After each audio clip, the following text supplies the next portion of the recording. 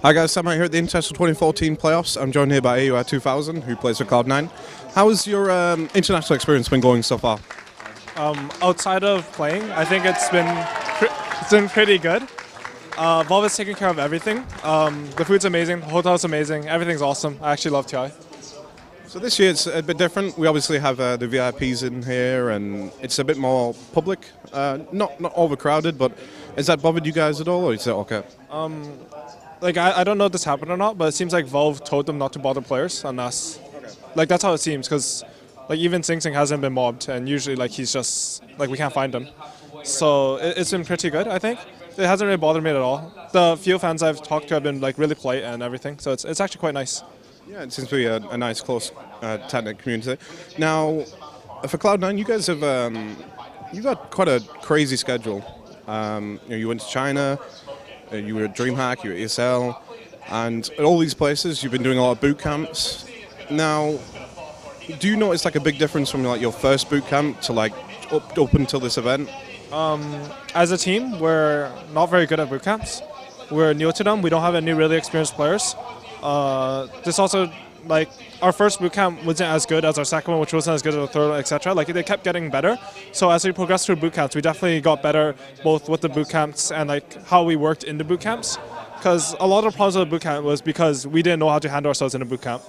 So I think it's been getting better in boot camps.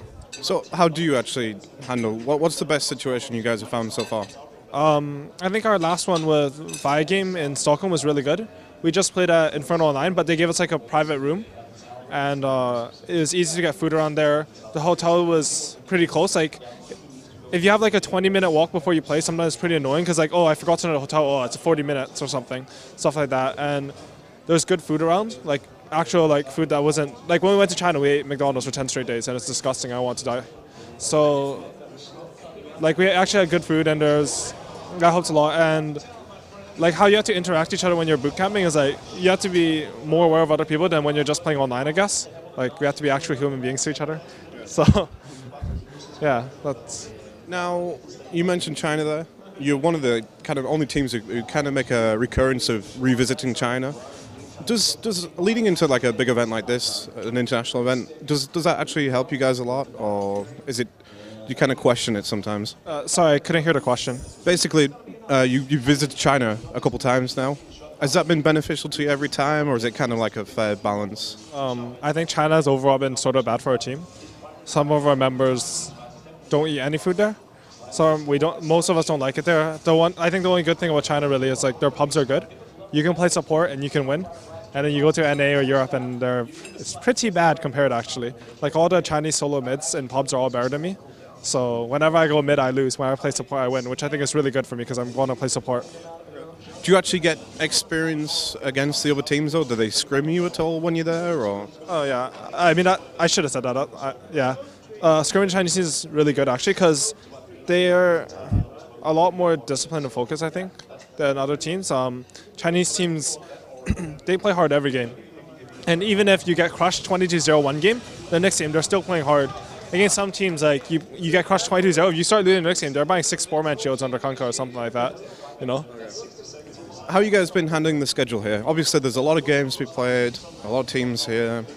Do you feel it's a lot to fit in? Do you have one of these, a lot of teams are saying they have one of their days is like a hell day, it's crazy scheduling. I think we have 5-5-5, I think. I should know that, but I don't. But I mean, we're only 2 games in, so I'll have to see. And the worst part is only when we have to play Narvi and Mouse together, because we don't get a break in between. That's when it gets really hard. Because if you have an hour and a half, an hour between games, you can at least prepare. It's actually not that bad preparing in that time.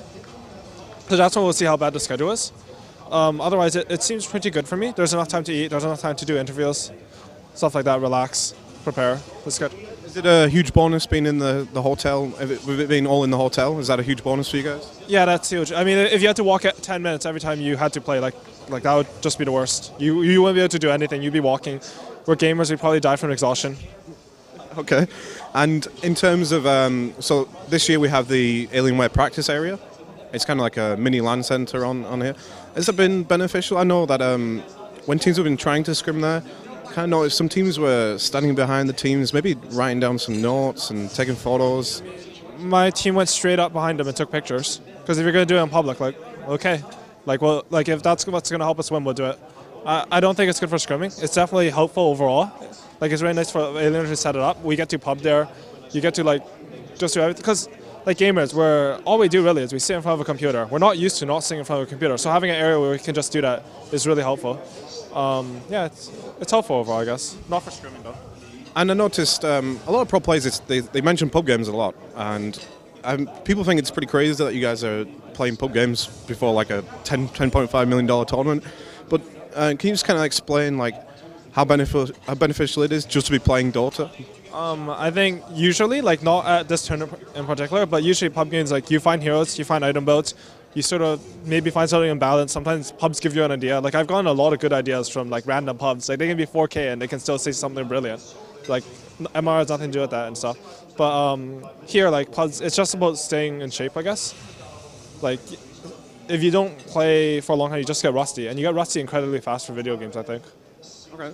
And you mentioned there you actually pick up some weird strategies and you come across some interesting mechanics. Those are just from completely unknown players, just pub players basically? I mean, I have a bunch of idiot real life friends I play with. They're really bad at Dota, but sometimes they have really good ideas, and it's really funny because I go like, wow, that's actually imbalanced. I'm playing with them and they're like 3K MMR and they would lose to AI bots or something, but they have really good ideas sometimes. Like being good at Dota and thinking about the game aren't really the same thing. They're related, but they're not like, you don't get both or nothing. Your team's had quite a lot of history of being under different organizations and managers and stuff like that. How comfortable are you guys now under the Cloud9 management? Obviously it's their first time in Dota 2 and it seems like you guys are really enjoying your time here. I think Cloud9 are the best. Like, from everything I've heard, I talked to a lot of people in StarCraft when I played there. I talked to a lot of people in Dota. I think Cloud9 are the best. I mean, what is it that what are these other managements and organizations? What are they lacking that a team like Cloud9 provides you guys? Oh, I don't like. I mean, a lot of it is like being very open about your communication. Like for this one, like Jack is very good at just directly talking to us, and for gamers, it's pretty hard to approach like the CEO of a company that pays you, I think. But if they approach you, it's really nice. They go, hey, is there anything we can do? And you're thinking a couple of days ago, hey, it'd be nice if I had this like one small thing I could change, and you're like, oh, perfect. And it's really open communication that way. Stuff is never late with Cloud9 ever. I mean, like Logitech, the first day we signed with them, we got a spreadsheet to fill out, and 2 days later, like all our gear came, and we were like, what? Because like, I didn't know they could ship it that fast, right? But yeah, like it's just really fast. It's really organized. It feels good. Yeah, I imagine not having to worry about stuff like that. It allows you to focus 100% on the game. Now, speaking of the game, we have 16 teams here, the best in the world. How confident were you guys coming into it, say like compared to a month ago, and then after all your boot camps and DreamHack and ESL, how are you guys feeling? I think we're at our best now compared to then. As our bootcamp started, we were getting just worse and worse places. We slowly brought it back. We got second DreamHack. Detail didn't. I don't want to say we didn't care about it, but like it mattered less to us than other tournaments because like our goal is TI overall in the year. So when we were playing an online tournament, like it doesn't matter what the prize money is really. Like if you want to go for TI, and then we want to play for ESL, so that was whatever. And then ESL we lost to Alliance. And that was quite unfortunate. I think we should have won, but like we haven't been like as bad lately as people think. I think, like on Reddit, like Cloud9 bottom 2 team or whatever. Like fuck them. I don't think any sane person would say that. Just the idiots. I don't know. Like the rating threads, like we're pretty low on those. But I don't think I wouldn't even take those to heart anyway. We wouldn't expect to be anywhere near there. I think we're looking pretty strong in this tournament actually. I mean, it honestly feels like. This is probably like one of the closest internationals in terms of skill and the teams there. Would you agree? I think as time progresses, you're just going to get closer and closer internationals. I don't think there's a MUFC at this tournament or anything like that. Like every team is really, really good at this tournament, and you can lose to anyone. And it's scary actually. Like I don't expect anyone to go 15-0 at this tournament. I don't even expect someone to go 14-1. I mean, I could be wrong. I think maybe IG has the best shot, but maybe newbies beating them now, I'm not sure. So like this tournament is scary and it's super close, and in the future it's just going to get closer and closer.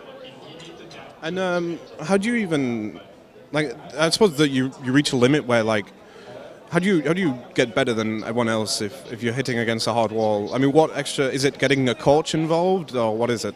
I think a coach really helps. For us, Claire's done a really good job. He helps. I mean, I don't really want to say what he does specifically because other teams will coffee us. But like no, he helps a lot. Especially one of the things I can say is at tournaments, at DreamHack specifically, if we start to panic, he could objectively look at it and say, "Hey, we have 2 minutes to discuss this game. We're going to discuss it. He's going to say some things, and then we're going to go prepare for the next game." And that's what really helps because when you have 5 people and you just lost the game, sometimes it's hard to focus. The coach maintains that. Ways people can improve. I don't think Dota has reached its mechanical skill cap at all. I think people are still getting better and better. There's actually an insane amount of small things that you can work on in Dota, and like teamwork isn't at its peak either. So I think Dota still has a long way to go. It's definitely gotten better. Like if you compare 5 years ago, like a tier 4 team would stomp on everyone. So yeah. And how do you rate Dota right now? Obviously, you've been around for a fair chunk of time now. You've been around in Dota for a long time now. How do you actually rate the balance of the game? Are you pretty happy with where Dota is right now? It's pretty good. I like it. I hate certain heroes. I don't like what they do to the game, like a Doombringer. I think it's sort of dumb that someone can hit R on you, like you're done for a team fight or something like that. But overall, it's pretty good. Like Doom might not even get picked in specific games because there are lines that counter him, which is really cool. I think the drafting system's good. You can almost always counter something, and you can almost always pull a surprise strat. So I really like the balance, actually. All right, now I'm gonna let you wrap up. Don't want to keep you too long, but I'm gonna let you a chance to give you a shout out to your sponsors and your fans. Yeah. Thanks to all the people that watch us and support us, and shout out to our sponsors, Alienware, HyperX, Air Force Reserves, and a special shout out to Vigame and Logitech for organizing our bootcamps before TI for us.